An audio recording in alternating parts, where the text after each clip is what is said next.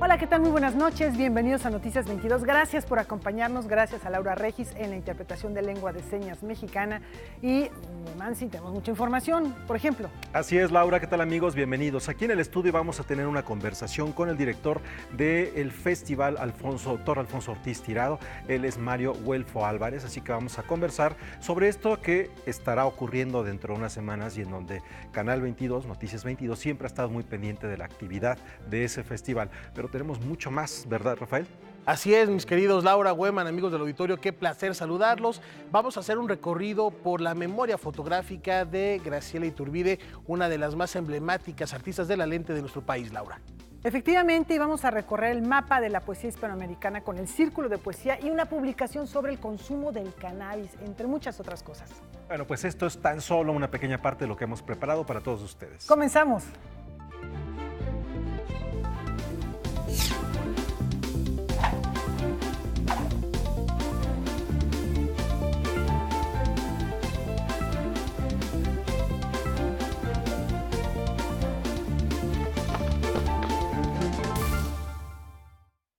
Bueno, vamos a presentarles unas imágenes extraordinarias. Imaginen en un mismo sitio ballenas, seres prehistóricos. Tras su éxito en el continente asiático, llegó a México el primer museo de realidad aumentada que abre sus puertas en el continente americano. Durante este periodo vacacional, bueno, pues es una buena opción visitar el Museo Trick Eye.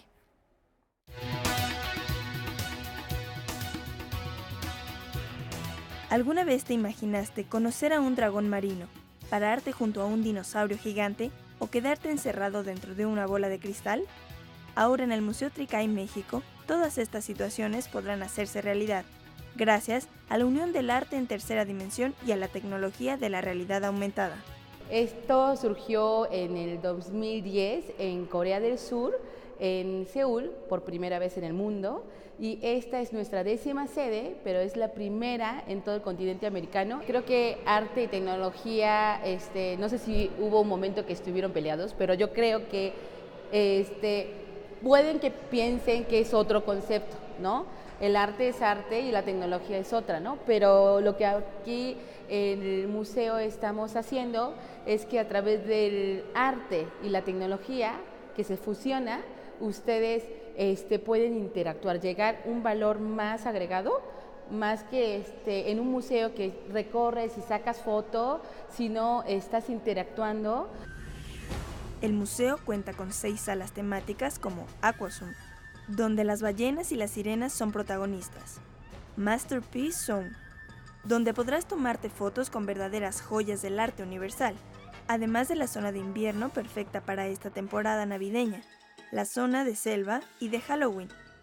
Y por último, una zona que lleva el nombre del museo. Yo tengo mucha intención de hacer un proyecto en una de las salas que en algún momento la vamos a remodelar, pero que sea una sala México, ¿sí? Que sea hecho por estudiantes o artistas mexicanos y que ellos nos den idea de cómo quiere que salga todo ese tema de realidad aumentada, ¿no? El efecto que pueden sacar. Y bueno, y la sala México que lo pueden identificarse los mexicanos cuando lleguen al museo. El 80% de las piezas del museo fueron traídas de las otras sedes en Asia y el resto fueron creadas especialmente para la sede de México. La posibilidad que tienen los visitantes de personalizar y crear cada una de las fotografías que se pueden capturar es infinita y permite que este sitio se convierta en uno de los museos de entretenimiento más versátiles de este momento en la ciudad. Público Canal 22, este es el primer museo de realidad aumentada en todo el continente americano. Estamos esperando a ustedes, quiero que vengan a disfrutar, pasen momentos inolvidables con la familia y amigos. Aquí lo esperamos los 365 días del año, ¿sí? De 10 de la mañana hasta 9 de la noche. Noticias 22, Andrea Aguilera. Bueno, la realidad aumentada es difícil de explicar a través de esas imágenes, realmente hay que estar ahí, hay que vivirlo, hay que llevar nuestros dispositivos electrónicos móviles, porque es un poquito difícil de entenderlo así. estando allí se puede interactuar de una manera, Rafa Güemansin, pues muy, muy directa y crear cosas, como ya lo veíamos. Hay que descargar una aplicación cuando uno va al museo y no solo es imagen fija, son videos. Uno se sube al Pegaso y puede tomarse el video mientras el Pegaso agita las alas o estar navegando por estos mares donde están los dragones, las bestias marinas, mientras lo siguen con la mirada. Es muy interesante, está muy divertido, vamos, sobre todo para este periodo vacacional. Bueno, ya yo lo visitaré. Al momento me parece como un buen museo para tiempos de redes sociales. Nada más le falta una obra de Yayoi Kusama para que esté ahí completo. Pero, ¿qué te parece si de la imagen vamos a otras imágenes, las de la poesía? La de la palabra y de manera particular aquella que se va gestando en la región de Hispanoamérica, que esto ha sido también un sello distintivo del Círculo de Poesía.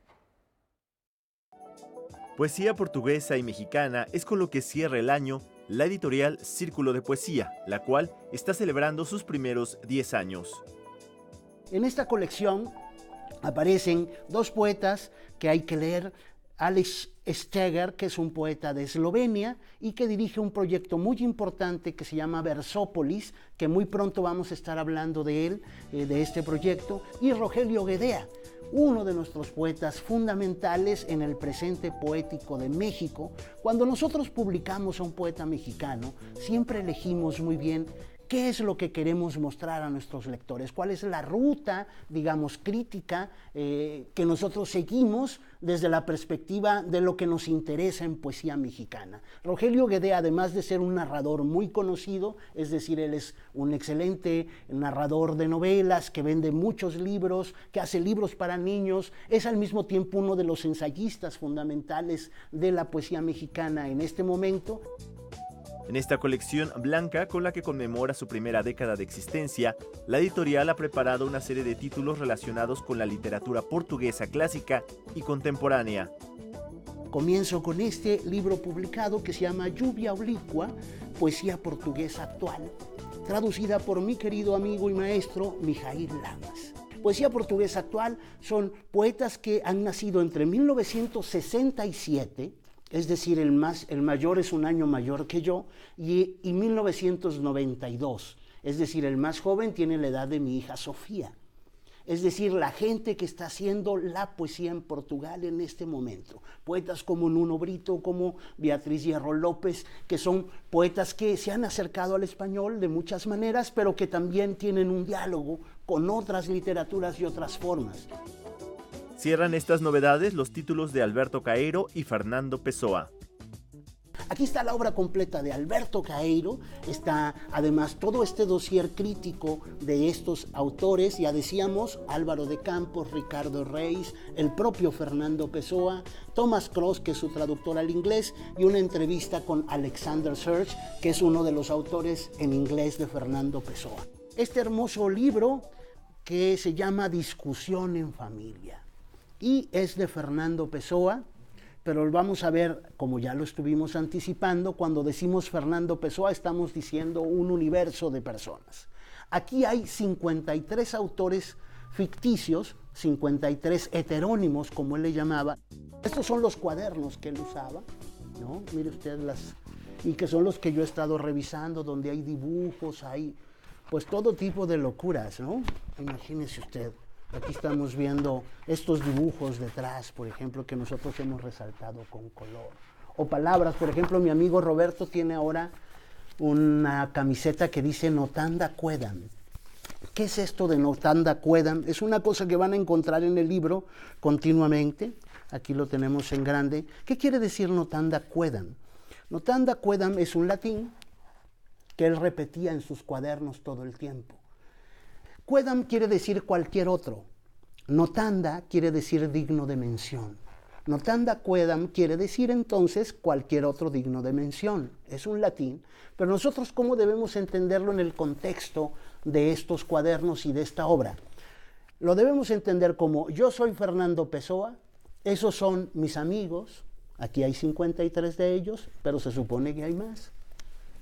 Estos son mis amigos y cualquier otro digno de mención. Noticias 22, Alberto Aranda. No, a mí me emociona mucho esto, Rafa, y mientras estábamos viendo la la nota estaba yo un poco desbordado a propósito de lo que están publicando en Círculo de Poesía, porque Aleš Steger, el esloveno que presentaron en los primeros libros en esta nota, él está muy cercano a México y de hecho ha sentido se siente identificado por la historia que ha vivido Eslovenia después de la disolución de la ex Yugoslavia, un país que tiene una cantidad enorme de fosas con cuerpos desconocidos, de personas desconocidas, y lo mismo está ocurriendo en nuestro país en los últimos años. Entonces, a partir de esa dicotomía entre la belleza y la violencia, construye este proyecto que, bueno, rescata Círculo de Poesía, que es una selección de sus poemas escritos en diferentes libros. El de Pessoa, no se lo pierdan, entre otras cosas, tiene una discusión de Pessoa con uno de sus heterónimos sobre la poesía que están produciendo. Y el de la poesía portuguesa, lo bello es que estás viendo a los portugueses que vivieron en el tiempo de la dictadura de Salazar y los que nacieron después de la Revolución de los Claveles, que tienen otra concepción de la vida, de la democracia y de la poesía. Así ¿cómo decir, cómo narrar con lírica toda esta situación que se vive y que se experimenta a través de la historia? Así es. Recomendabilísimos, no hay desperdicio de verdad en esta colección de Círculo de Lectura. Y nos vamos ahora un poquito más al oriente, mi querida Laura. Efectivamente, Rafa Huemansi, porque esto se trata de una propuesta que tiene que ver con la estancia, una estancia larga en tierras japonesas de Claudio Castillero, que regresa a México y nos presenta un trabajo que da cuenta de 130 años de relación entre Japón y México. Ahí está el mundo prehispánico también presente. Vamos a verla. Mi obra es alegre y divertida, como trato que es mi vida. La obra de Claudio Castillero es colorida e irónica. Cada pieza es una reinterpretación de sus fantasías, deseos y acontecimientos que tuvo mientras vivía en Japón. Yo como mexicano siempre tuve la inquietud de, si me hospedaba en un hotel cápsula, ¿cuáles serían los sueños que yo estaría viendo? Y el resultado son los cuadros que aquí mostramos, donde yo me transformo en distintos personajes muy estereotípicos de la sociedad japonesa. Un luchador de sumo, un asalariado que va en el metro japonés, el personaje de Glico, que es la marca como las galletas más famosas de Japón. Castillero estudió en Japón arte tradicional por varios años. Durante ese tiempo descubrió que la sociedad buscaba destacar bajo cualquier circunstancia, de la cual surgió la serie La Estrella del Éxito. Y de ahí salió esta línea que es una crítica social a cómo en la sociedad contemporánea perseguimos el éxito, ¿no?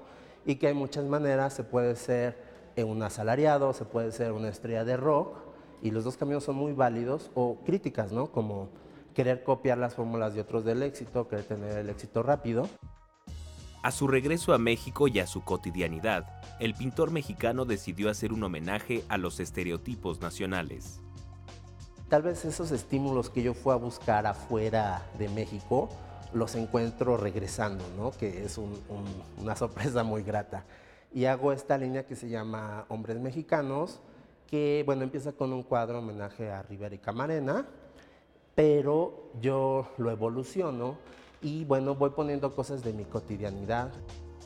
La muestra cierra con 4 litografías que representan la mezcla cultural que existe entre México y Japón desde hace 130 años. Yo dentro de lo que estoy haciendo en esta faceta de mi vida como artista, son cosas que te causan satisfacción y una emoción positiva. Y yo creo que eso es algo que por el momento voy a seguir haciendo en mi arte y lo que se está mostrando en esta exhibición. Con información de Óscar Cortés, César H. Meléndez, Noticias 22. Bueno, pues ahí está esta propuesta y nos vamos a una pausa. Regresamos, Rafa. Para hacer maletas e irnos a Álamos, Sonora. Ya está aquí Mario Guelfo Álvarez para hablarnos del Festival Alfonso Ortiz Tirado. Volvemos.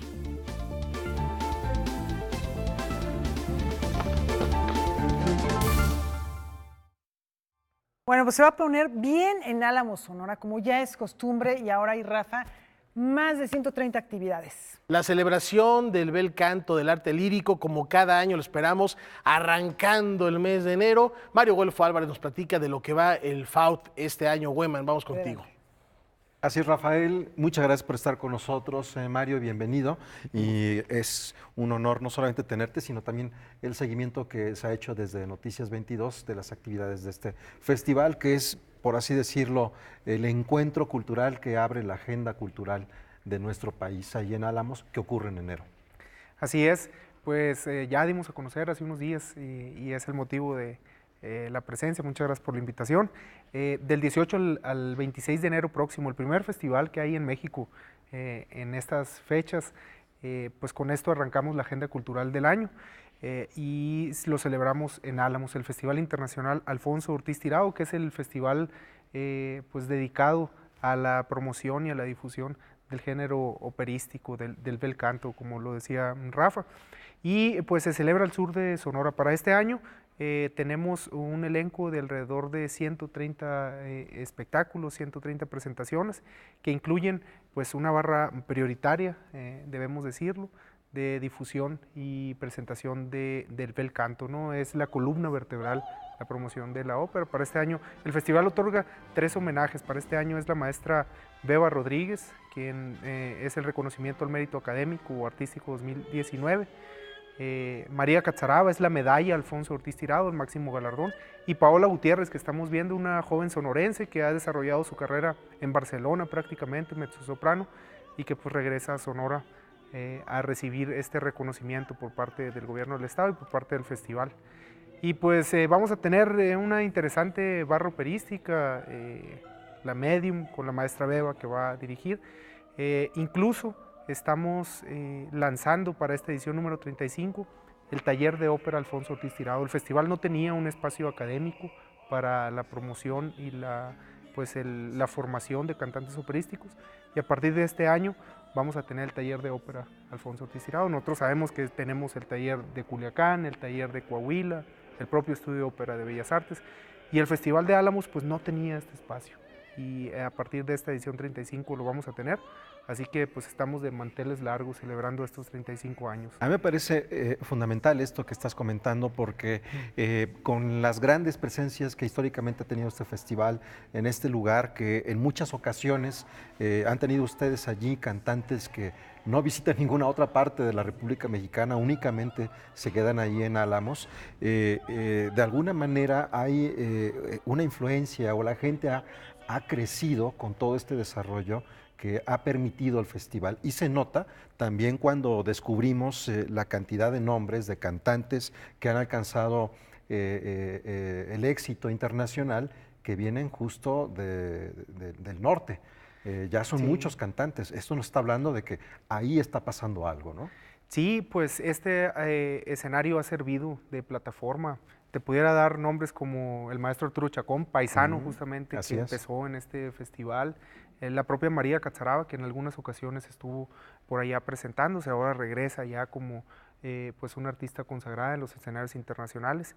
Y han desfilado personajes interesantes, la maestra Elina Garancha el año pasado, este año nada más y nada menos, ¿no? La maestra Rebeca Olvera estuvo con nosotros también. Rebeca, que comenzó con Javier. Con Javier, así es. Javier Camarena. Javier Camarena, que desafortunadamente no nos hemos podido poner de acuerdo, pero seguramente Javier nos comenta que para 2020, 2021 posiblemente ya nos pueda acompañar en este festival. Y pues nos entusiasma bastante que siga consolidándose este foro como un foro dedicado al bel canto. Así que pues con este esfuerzo de año con año tener el festival, adicional al taller de ópera que justamente vamos a tener a partir de la edición 35, pues ya vamos redondeando los esfuerzos para consolidarlo como lo que queremos que siga siendo. Y acabas de mencionar a Arturo Chacón y bueno, María Catzaraba, que estuvieron cantando juntos hace unos días, el 3 de diciembre, bajo la batuta de Plácido Domingo. Ahora que María Catzaraba está en este festival ya con una medalla, ¿cómo es la selección? ¿Cómo hacen este seguimiento de los cantantes? En México hay muchos cantantes, no todos son tan conocidos en nuestro país. Así es. Pero sí tienen una presencia importante en diferentes partes del mundo. A veces están en un primer elenco o en un segundo elenco, pero prácticamente están en cualquier casa de ópera en Europa. Sí, de eso se trata el festival. Para hacer la selección, pues afortunadamente tenemos muy buenos y grandes aliados. En este caso, pues nos apoyan el comité organizador personajes como el maestro, artistas como el maestro Arturo Márquez, el maestro Alfonso Navarrete, hasta hace unas semanas nos estaba apoyando en la mesa la maestra Marcela Díez, directora del Festival Cervantino, y la doctora Lidia Camacho. Entonces, entre ellos y un equipo de profesores de ahí de Sonora, pues definimos y vemos las carreras que están apuntalando para invitarnos y reconocer. Entonces, pues afortunadamente hemos podido tener artistas en gran talla nacional e internacional, y que la medalla Alfonso Ortiz Tirado pues se convierta ciertamente, en la medida de sus posibilidades, en una medalla aspiracional para la comunidad internacional, y eso es lo que buscamos siempre que seleccionamos, ¿no? Mario, bueno, estamos hablando de 3 personajes básicamente, que son los que están condensando la atención, pero el festival no nada más son ellos, no es nada más la maestra Rodríguez, no nada más María Catzaraba, se me escapa el nombre de Paola Gutiérrez. Paola ¿no? Gutiérrez, la maestra Eva Santana. Exactamente, tenemos muchos más. Cuéntanos un poco de esos otros cantantes, esas otras actividades que también integran el festival. Para este año, regularmente el festival dura 9 días. Cada día concluye con una ópera o una gala, un recital operístico. Para este año estamos dobleteando. Tenemos una gala a las 8 de la noche, que es con la ceremonia más importante para nosotros dentro del marco del festival, pero hoy estamos teniendo una gala a las 2 de la tarde, entonces prácticamente estamos duplicando la oferta de recitales operísticos ahí en el marco del festival. Entonces, en la barra de las 2 de la tarde son esos artistas emergentes que estamos teniendo. Por ejemplo, nos van a acompañar 3 barítonos mexicanos, una noche de 3 barítonos mexicanos, originarios de Puebla, talento ahí egresado de la Escuela de Música con especialidad en canto de la Universidad de Sonora. Nos acompaña el Estudio de Ópera de Bellas Artes. Entonces es bien importante recalcar eso.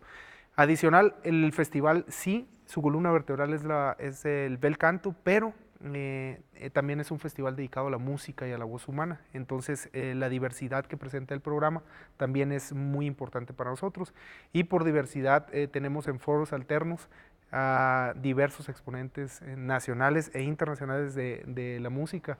Pues estamos hablando de que para este año se acompañará Ricardo Montaner, acompañado de la Orquesta Filarmónica de Sonora con su concierto sinfónico. Vamos a tener a El Gran Silencio, vamos a tener a Fernando Delgadillo, también vi que estaba por ahí. Fernando Delgadillo, Gran Sur, Moderato, y adicional una barra importante de música de cámara, tríos, alientos. Entonces, importante el programa general. Rápidamente, porque ya estamos un poquito en el tiempo, cuéntanos un poco sobre estas artes escénicas no en el escenario que están trabajando. Sí, justo platicábamos hace unos momentos, estamos lanzando desde el fin de semana en el marco de las fiestas decembrinas en Sonora, un programa de microteatro en los camiones que nos comentaba Rafa por acá, que le llamó mucho la atención. Es un programa que viene de la línea de arte comunitario, particularmente iniciación y primer acercamiento con el arte. Y pues estamos subiéndonos en los camiones en Sonora, en lo del sistema de transporte urbano, para hacer adaptaciones literarias de los grandes clásicos literarios en versiones de 4 minutos. Este mes de diciembre, en el sistema de transporte de Sonora, tenemos una adaptación de 4 minutos de Romeo y Julieta. Entonces, es muy divertido, ¿no? Vienen más clásicos más adelante y buscamos ese primer acercamiento con estos foros emergentes, ¿no? Ahí está una invitación para que si van a pasar las vacaciones ahí en Sonora, pues suban usa al el transporte colectivo y estar pendientes de lo que ocurre ya entrado el mes de enero, en la segunda quincena. Ya también esperaremos estar. Habrá que ver cómo se organiza este rompecabezas cultural y ver de qué manera también tenemos noticia de lo que ocurre allí en Álamos. Así será, y pues esperamos a quienes nos ven, que si nos visitan, pues nos dará mucho gusto atenderlos, y si no, pues a través de los medios de comunicación como ustedes, que siempre nos dan una extraordinaria cobertura. Perfecto. Muchísimas gracias por estar con nosotros y enhorabuena. Gracias. Bueno, volvemos con ustedes, Laura, Rafael. Así es, pues siempre es un placer visitar Álamos, Sonora, un pueblo mágico, encantador, comer unas asadas en la noche, disfrutar de un buen concierto y ahora encontrarse con los amantes de Verona, por si uno no tuviera tragedias mientras va en el transporte público. Pero es de 4 minutos, entonces, bueno. En 4 minutos se resuelve todo. Y tenemos más información, Laura. Efectivamente, Rafa, lo que ocurre es que normalmente, hablando acerca del teatro, hay obras escolares que se presentan en los patios de las escuelas, en las áreas en las cuales está destinado un espacio para la presentación de las mismas y que nunca llegan más que al público escolar. Bueno, por la Coordinación Nacional de Teatro tiene un programa que ahora se vuelve un festival para que todos podamos disfrutarlas. ¿Cómo ves, Rafa? Me encanta la idea, vamos a conocerlo. Frente a mi casa había un gran cuadro de tierra y alrededor... Las mejores obras de teatro escolar que se montaron en el año podrán disfrutarse de forma gratuita en el Teatro Isabel Corona y en los recintos del Centro Cultural del Bosque como parte del Festival de Invierno Caput. Lo que veremos es una pequeña selección del programa de teatro escolar, ahora sí, ya para todos y todas, y además de forma gratuita. Traído esta espada en honor a su llamado.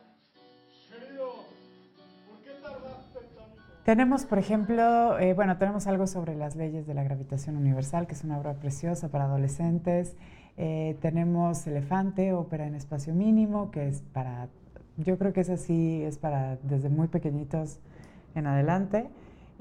Tenemos Las terribles desventuras del Dr. Panza, tenemos La guerra de Emi, tenemos Cuentos de boca en boca y Uma de papel. El festival tiene el propósito de compartir con toda la familia las obras que regularmente se montan en los patios de las escuelas o que solo pueden disfrutar los estudiantes. Están escalonadas. Eso quiere decir que empiezan a las 6, luego sigue otra a las 7 y luego sigue otra a las 8.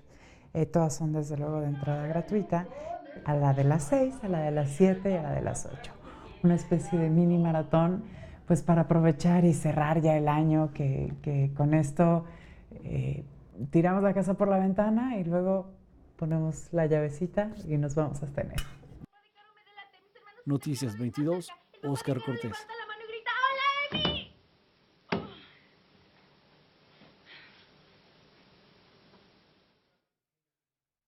Bien, pues con esta oferta es momento de hacer una pausa. Y otra recomendación, no se les olvide que hoy a las 9 de la noche, Noticias 22 presenta un programa especial de la Galería Arvil. Ahí estamos viendo el mural que les presentamos el día de ayer a propósito de que sus fundadores estuvieron con nosotros. 50 años de historia, 50 años promoviendo y difundiendo el quehacer artístico, no solo de México, sino del mundo. No se lo pierdan, va a estar muy rico hoy a las 9 de la noche. Y además con materiales, vemos aquí algunas de las fotografías que desempolvaron ambos creadores de la Galería Arvil y nos presentaron a las cámaras de Canal 22 por primera vez, así que son materiales en muchos casos inéditos. Una pausa.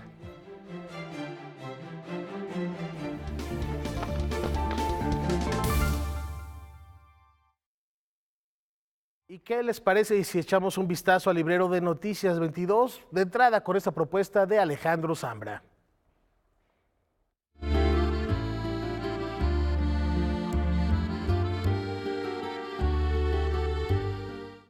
Alejandro Zambra ha realizado este libro, No leer, que a mi modo de ver me ha sacado momentos gratos y me ha recordado algunas otras lecturas. Son una serie de ensayos, crónicas, tú mismo lo has dicho, que surgen a partir, según he leído, de tu necesidad de apartarte de la crítica literaria y escribir sobre otras cosas, pero alrededor de la lectura. ¿Así surge No leer, Alejandro? Muchas gracias por la invitación. Sí, o sea, bueno, hay muchas maneras de definir el trabajo de un crítico literario. Yo, muy joven, practiqué la crítica del libro de la semana, como quien dice, ¿no? O sea, tenían que dar cuenta de la actualidad y en general novelas chilenas que se estuvieran publicando. Y es un lugar que a mí me resultaba muy antipático, o sea, hablar de libros que no necesariamente quería leer, ¿no? Y luego, claro, lo dejé y empecé a escribir sobre literatura. Yo creo que eso también es crítica literaria, o sea, cuando escribes desde una perspectiva más suelta y mezclando el presente con el pasado, con registros más cercanos a la crónica a veces. Me interesaba mucho más ese registro que el de la crítica evaluativa, ¿no? De pulgar arriba, pulgar abajo. Eso no me interesaba mucho. Si te gusta, te gusta, si no te gusta, no te gusta, nomás me dijeron que tenían razón y tenían razón. Pero no solo hablas de libros, sino hablas del hábito de la lectura. Yo ahorita te comentaba de este amigo tuyo que tiene en su sala los libros que ya no le son tan entrañables y entonces los acerca para que sus visitantes se los lleven, se ¿no? los roben, ¿no? Se los roben, exactamente. O sea, no solo hablas de libros, sino hablas del hábito de la lectura. De lo que rodea. A mí me interesan mucho las comunidades que rondan a la lectura, porque leer es algo tan solitario, ¿no? O sea, el que lee está solo y aprende a estar solo, lo que yo creo que es muy valioso, ¿no? Claro. ¿En qué estás trabajando? O sea, ¿una novela, una serie de ensayos? Va a salir ahora otro libro entre ensayos y ficciones que ya salió en Chile, pero va a salir pronto en Anagrama acá, que se llama Tema Libre, y que creo que continúa de algún modo esa deriva de no leer, aunque desde otros lugares, ¿no? Es un libro más de ensayo y de búsqueda estilística, no son reseñas del libro. Es muy distinto de no leer, pero es como un primo hermano. Y estoy en una novela que espero terminar pronto y haciendo muchas otras cosas. Así que capaz que no termine nunca nada, ¿no? Esperemos que no. Esperemos que veamos la luz pronto de todos esos libros, ¿no? Alejandro, muchas gracias. Muchas gracias por la invitación a charlar. Bueno, seguimos con más libros, más ediciones, publicada por Textofilia Ediciones. La novela El Refugio es la puerta de entrada del escritor David Poiret a la escena narrativa mexicana. Veamos cómo es esta propuesta. Mi mujer, como cualquier otra bestia, hambrienta, que no se decide o no sabe cómo hacerle para devorarse a su dueño, maltratarlo, abre y cierra la boca, masticando aire y gimoteando. Muge. Luego me enseña los dientes hasta las encías negras. Es un asco. Esconde sus labios desgastados hasta donde brotan las raíces de los dientes y me sigue mirando. De esta manera, el personaje principal de la novela, El Refugio, nos comparte su sentir hacia su esposa, una mujer que fue bella y que amó, pero que ahora permanece inmóvil en una cama. Realmente lo que yo quería era expresar una especie de necesidad que yo tenía en mí. Todas las emociones tan oscuras que están ahí dentro son emociones que yo tenía en ese momento. Y los personajes se me fueron cruzando por sí mismos. Yo sabía que el personaje, el protagonista, tenía que ser un cínico, como yo lo sentía en ese momento, pero los demás siempre tenían que tener alguna carencia, siempre tenían que sufrir de alguna u otra cosa. Publicado por Textofilia, la novela de Poiret nos adentra en la vida de una pareja que sobrevive en un ambiente desolador, en donde la desesperanza y el conformismo imperan. Pero a mí me interesaba ver esta deformación de cómo llegábamos a ser lo que somos ahora, es decir, una especie de falsos hombres en los que tenemos una pasividad mental, una pasividad emocional, una pasividad espiritual. Entonces el personaje todo el tiempo se está repitiendo a sí mismo que es mejor y mucho más fácil no pensar y no sentir. El refugio, comenta su autor, es un síntoma de lo que estamos viviendo hoy en día en la sociedad. Yo quería plantear es que existe una incomunicación y existe una imposibilidad del amor dentro de la misma novela, ¿no? Y dentro de nuestra propia realidad. Nos generamos una idea de lo que es el amor, pero no podemos sentirlo. Y entonces este personaje desde niño no es nada compasivo, se da cuenta que la compasión es algo falso. Yo pienso que la novela es más que un reflejo, es un síntoma, un síntoma que yo mismo sentí o que yo mismo viví, ¿no? Esta inmovilidad que tienen, por ejemplo, los jóvenes, yo siento que ya es una especie de problema sistémico en el que los jóvenes simplemente no nos podemos mover o nos conformamos muy fácil con lo que pasa en nuestras vidas, ¿no? Noticias 22, Alberto Aranda. Continuamos con literatura, hablando de autores jóvenes. Recordamos a Lorea Canales, quien deslumbró con su primera novela, Apenas Marta, en 2011. El éxito ha sido tal que ya conquista el viejo continente. Apenas Marta es una novela de la escritora Lorea Canales, que apareció en español en 2011. Posteriormente, fue traducida al inglés y ahora, 7 años después de su lanzamiento, es traducida al polaco y publicada en la editorial Wiadownik Tokowice. Pero, ¿qué despertó el interés de esta trama? Yo creo que muchos de los problemas que planteo, que esta novela complejiza, es el tener una sociedad muy desigual, que aunque Polonia pasó por un periodo comunista, en sus orígenes es también un país con mucha desigualdad. El otro factor, que en los problemas que yo retrato, son de una herencia cultural católica. Temas como el aborto, los hijos y el matrimonio son expuestos en esta novela que, sin ser biográfica, integra unos cuantos elementos de la vida de su autora. Yo quería retratar, era una especie de alegoría, donde Marta es una chica que tiene todo lo que la gente común parece que aspira. Entonces ella es guapa, es rica, es alta, es rubia, y siento que vivimos en un sistema muy superficial, en donde las personas aspiran a eso. Detrás de esta fachada en apariencia exitosa, es una mujer muy vacía. Apenas Marta fue un bestseller en la plataforma Amazon y obtuvo también el Premio Internacional Latino Fiction Awards. Ahora llegará a los lectores de Polonia con una primera edición de 2,000 ejemplares. Noticias 22, Víctor Gaspar. Ya en su nuevo libro, el periodista Eduardo Limón recoge el sentir de un grupo variopinto de escritores en torno al consumo de cannabis.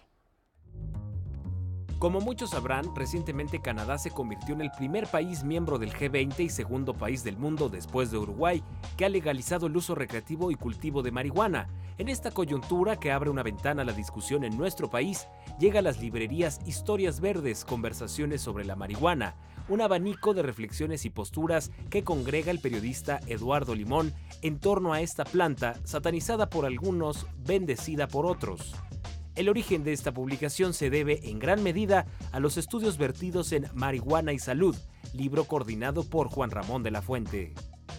Si aquí tengo la ratificación científica de que, si bien es cierto, la marihuana no es una sustancia inocua, sabemos hoy no es más dañina que el alcohol y el tabaco, que son drogas ya legales en el país, pues caray, ¿por qué no comenzamos a platicar del tema más desprejuiciada y, si quieres, hasta normalizadamente?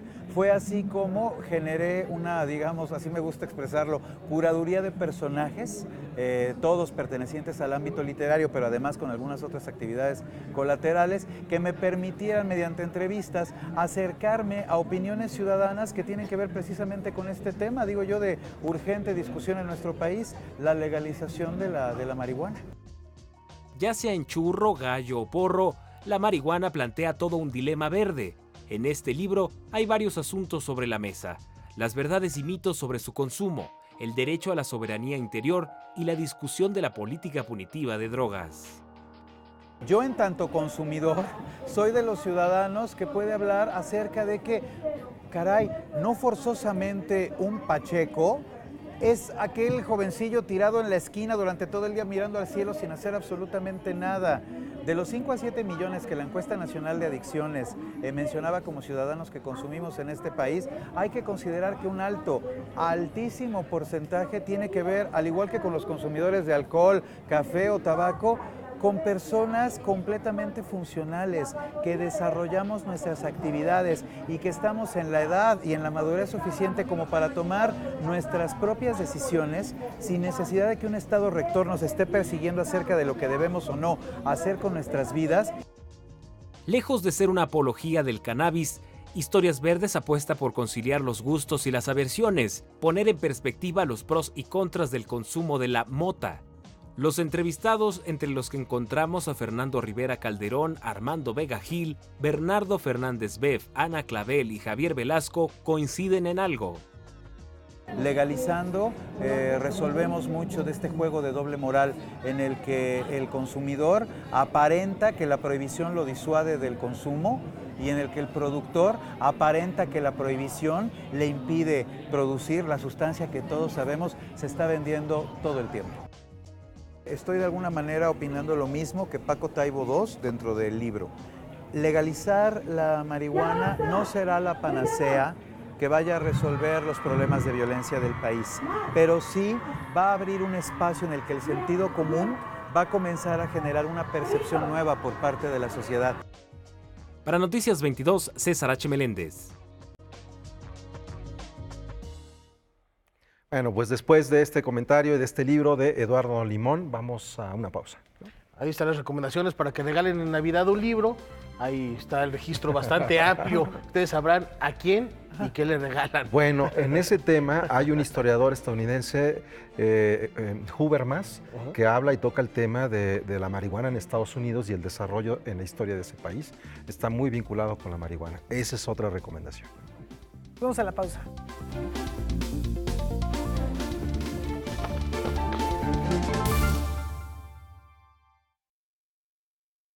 El Palacio de Cultura City Banamex nos propone un viaje al universo que Graciela Iturbide ha retratado en 5 décadas tras la lente. ¿Qué imágenes ven ustedes?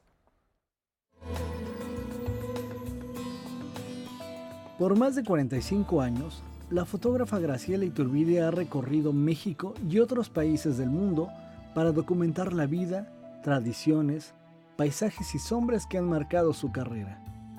En el Museo de Iturbide se expone una retrospectiva de la artista mexicana bajo el nombre Cuando la luz habla, que reúne más de 270 imágenes.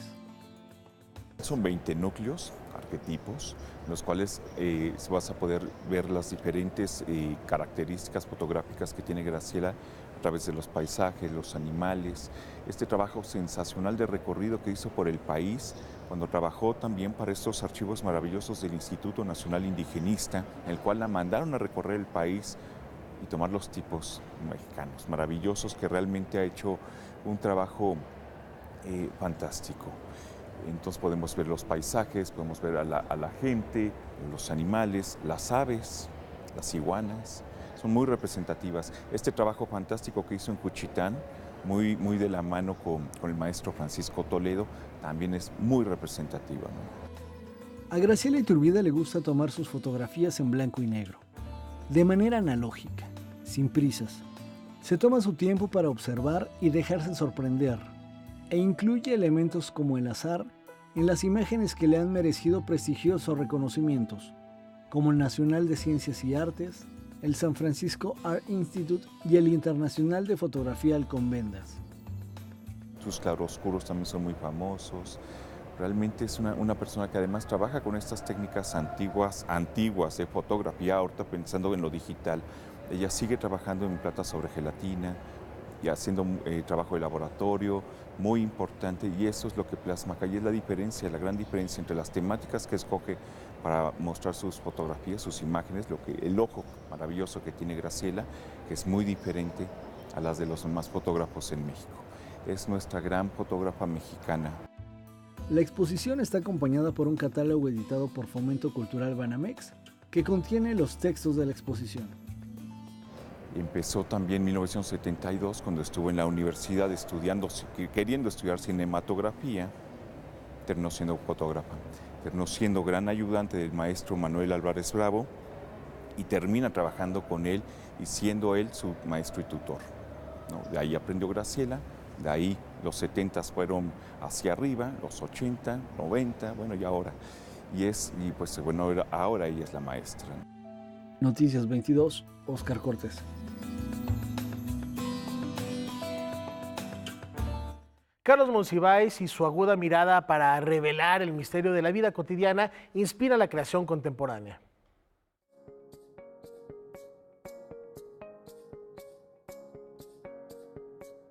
Eduardo Vázquez, quien era hasta hace poco secretario de Cultura de la ciudad, me propuso intervenir el espacio con motivo de los 10 años de la galería. La intervención de la Galería Le Laboratoire en el Centro Cultural El Roule consiste en la exposición Los Rituales del Caos, inspirada en la obra del mismo nombre de Carlos Monsiváis. La idea era, obviamente, a mi parecer, tomar el pulso del Centro Cultural El Roule. Lo había visto una vez, no conocía su historia ni su contexto, que son sumamente interesantes. Un espacio dedicado a las prácticas contemporáneas, anclado en el primer casco del centro histórico.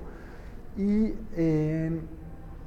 la idea era entender su contexto, o intentar entender, o mal entender para apropiárselo, el contexto geográfico y social. Sí, ¿quién mejor que Carlos Monsiváis como punto de partida?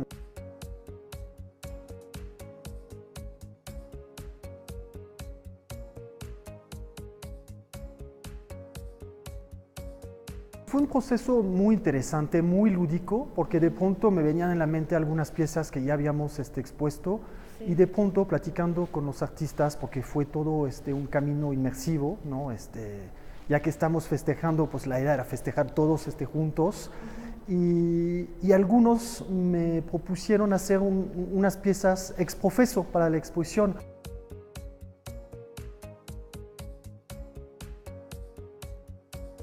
En un caso o dos, el proceso casi se invirtió, lo que me pareció todavía más interesante, porque de pronto, cuando materializan una pieza, siento que esta pieza encaja más con otra obra capítulo de Monsiváis.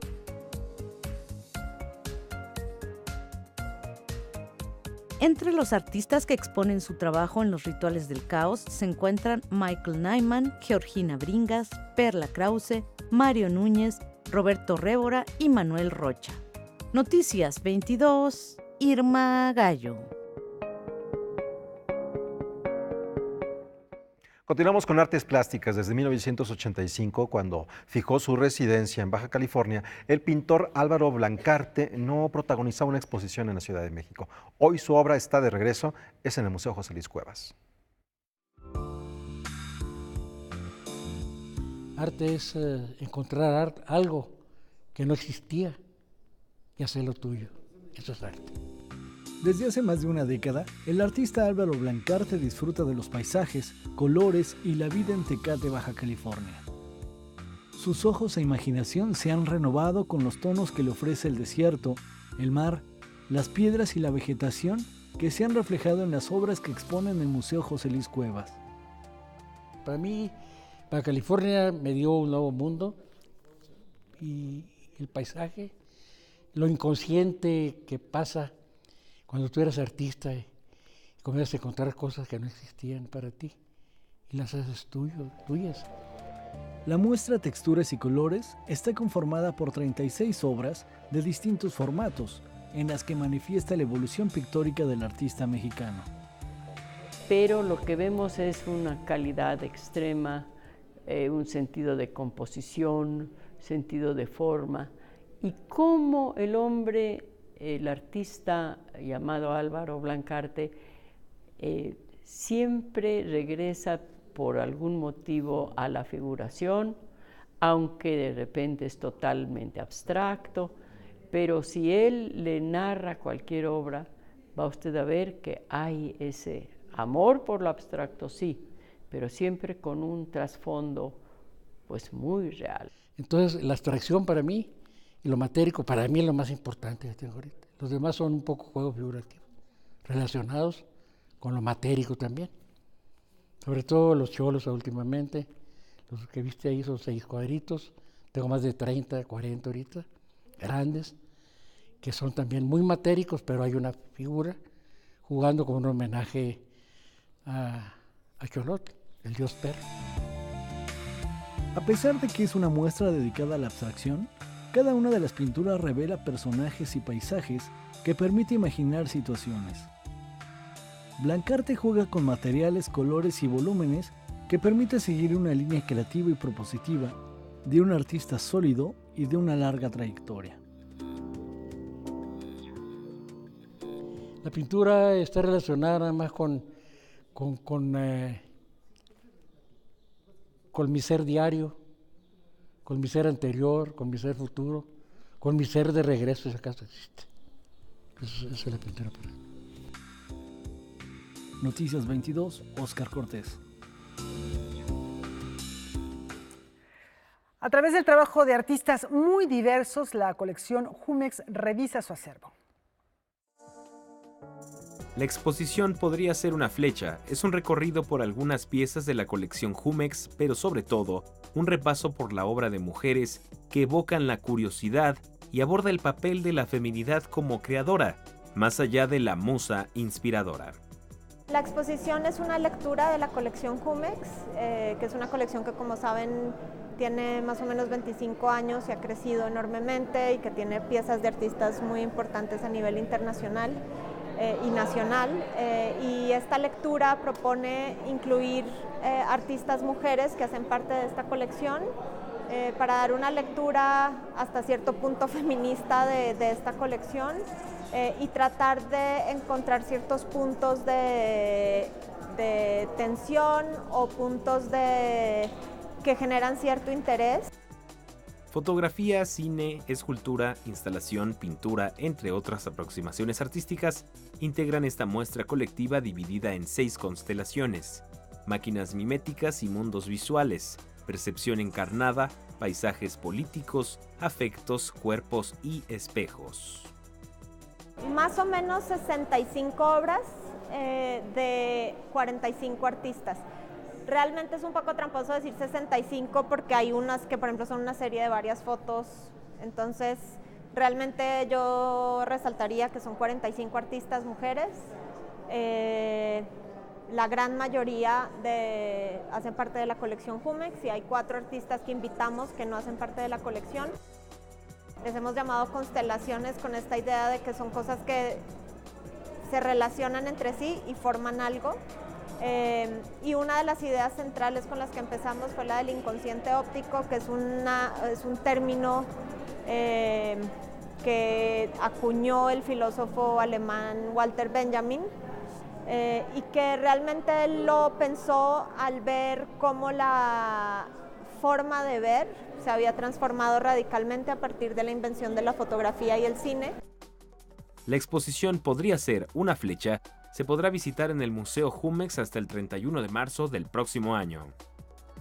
Con información de Fernando Salinas, César H. Meléndez, Noticias 22. Nos despedimos con música. Así es, damos un giro, nos vamos con sus satánicas majestades. Keith Richards, el legendario guitarrista de esta agrupación, los Rolling Stones, cumple hoy 75 años de edad, toda una leyenda y uno de los mejores guitarristas de todos los tiempos, indiscutiblemente. Efectivamente, disfrútenlo, le mandamos un abrazo a Keith Richards. Nos vemos mañana.